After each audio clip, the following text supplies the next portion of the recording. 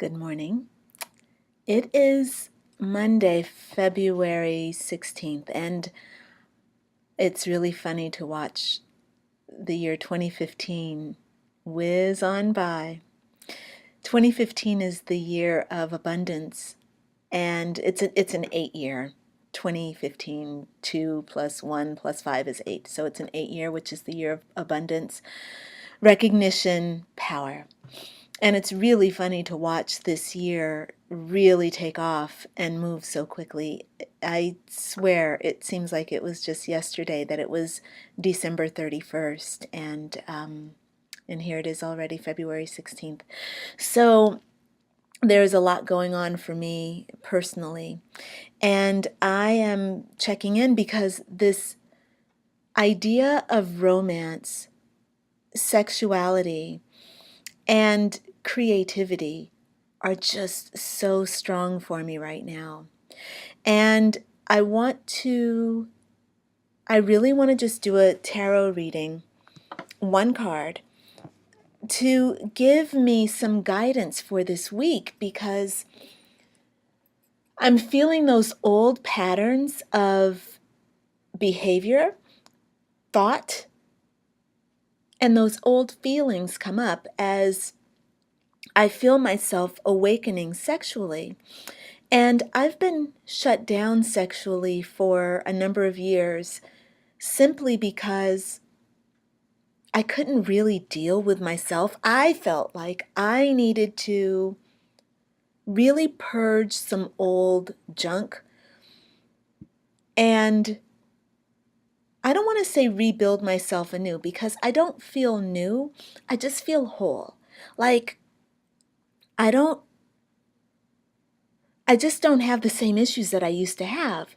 Like there was a time when I had a really great body. I had a lot of um like I don't know, I just felt really like I had a sexy body, and now my body is really fluffy, like cellulite and fat, and I'm 12 pounds overweight, and I haven't exercised regularly, like I used to have a lot of energy for that. And for the first time in my life, I feel like I don't particularly, like that's so not an issue. What my body looks like, what my body feels like. I feel really powerful sexually. And it's not to say that I want to let myself go and that I think that it's not, that I don't need to exercise. I love exercising, but it's just I haven't had the time to do it. And I've also not had the good health to do it. And so I'm at the point right now where I'm just totally in this place of self-acceptance, and my sexual nature is responding to my self-love. So I'm feeling more sexy because I love myself and I accept myself, and I'm giving myself like full range to do whatever it is I want to do. That feels really good. So, and also it's funny because this is what confidence is. And I feel more confidence, not for the same reasons that I felt confidence when I was in my 20s and 30s and was, a sexual powerhouse. I was really sexually active at that time. And like I said, I deliberately shut myself down so that I could purify myself and approach sex and connection with people from in a different way, where sex wasn't a tool, but rather sex would be a bridge to connection, a bridge between me and another, a bridge that gets smaller and smaller and eventually brings us so close together that we're one. But that bridge needed to be built within myself, and then the divide between my higher self and my lower mind needed to be made smaller until I united with myself, until we were one, until I felt whole and complete. And I'm really expanding on that and experiencing it. And it's amazing. It's amazing. The amount of trust and love and support the creativity flows, and it feels so sweet and precious and powerful. So, let's do a reading. And this is about romantic love, but it's not so much about romantic love as it is about connecting with that partner sexually. So, the question I'm going to ask, even though this question is really much more than the words that I'm saying, but my cards know that and they will give me very deep meaning and insight. But my question is just simply, what's up with me and sex? Simple, really straightforward question. All right, what's up with me and sex?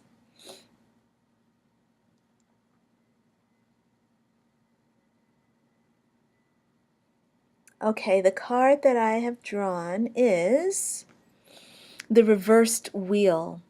Now, the reversed wheel represents being in alignment, and it represents kind of being in a cycle that involves ups and downs. So the wheel turns, it's like the wheel of fortune. It turns and you are riding that wheel and jumping in and out of things that feel good and in and out of things that feel bad.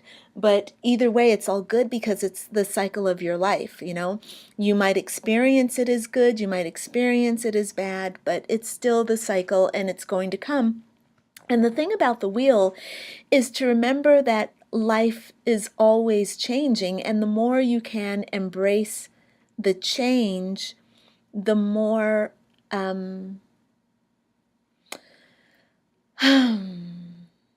really the more peaceful, joyous, trusting, and powerful you are, And it becomes really helpful to lose the judgments like, oh, this is a bad thing or this is a good thing, and simply allow yourself to have your experience, have your emotions, and then let those experiences pass. This is for good and bad things.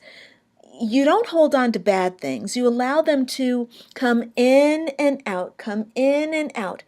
Same thing with the good things. If you try to hold on to a good memory, you start trying to shape the world based on this memory or this experience you had once, and you never allow yourself to really blossom into the next thing or the next higher level of yourself, which would raise the stakes on the experiences that you have. So, okay, going on to my reading about the wheel, which is the wheel reversed. And the wheel reversed, it says, is resistance to change, a time of difficulty, strengthening of will, and letting go. And this feels, when I read this, I feel my heart going, oh, because it feels like, as I said at the beginning, I feel like I'm much more in love with myself, and I feel like I'm much more ready to take a risk and like actually invest myself in the sexual connection with someone else. And this is saying that I'm the possibilities. Okay, this is not exactly it. There's more reading we have to do, but these are the written words on the card. It says resistant to change, a time of difficulty, strengthening of will, and letting go. And the card reads, a harvest can sometimes be bitter rather than sweet. It is possible that receiving this card reversed may indicate that you are reaping the results of past thoughts or actions, and that the result is uncomfortable. If this is so, and events have turned out unexpectedly and apparently for the worse, trust in the wider and deeper pattern of life that will eventually bring you to the shores of a life that is happy and fulfilled. Continue to act with integrity despite adversity, and the cycle will complete itself and a new cycle will begin. Alternatively, receiving this card reversed in a reading may indicate that you are resisting change, struggling against the inevitable. If you have always been very passive, this may signify the dawning of a new, more determined phase in your life, awakening you to the powers of choice and will. But if you are struggling against life, or if struggling against life is your usual way of relating to it, the time has come for you to try letting go, trusting in life, and accepting the goddess's power of both disintegrating and building in accordance with the alchemical formula of solve e coagula. Well, that really resonates for me because I feel that this year I have Saturn in a position that is, and Saturn is the planet of resistance. I'm a child of Saturn. I chose Saturn as my guiding planet for my for coming on Earth and being my guide and what I wanted to experience and work through. So this year, I've become much more in tune with Saturn's work. And so I'm not surprised to receive a card, a reading that says that I am still resisting and resisting the change. Because this year, Saturn is, this is also Saturn's year, by the way. Saturn rules the number 8. And so it really makes sense. The thing that's happening for me this year is that the resistance is very subtle. So I've experienced a lot of change, and in many ways I have changed just in the last couple of months. But I am experiencing this kind of gentle change, this gentleness with change. And before, I mean, in all the years leading up to this year, I've always wanted my change to come hard, like, like just bring it, let me deal with it, lots of destruction, lots of hard lessons. And at the end of last year, I started asking for much more gentle lessons and a much more gentle approach so that I could actually experience more joy and not have to be constantly battling and constantly fighting. So actually, in this way, this reading is really spot on, because that struggle, I'm not the one that goes about through life in a passive way. I become very, very assertive, very aggressive. So, and I used to love struggling with life, and now I don't want to. However, I still desire to learn my lessons. And so because I've asked Saturn to kind of back off and stop teaching me the hard lessons, or teaching me in the lessons in a way that's really, really hard, I'm getting my lessons in a much more slow way. So there is a resistance to change, and it's a very subtle resistance.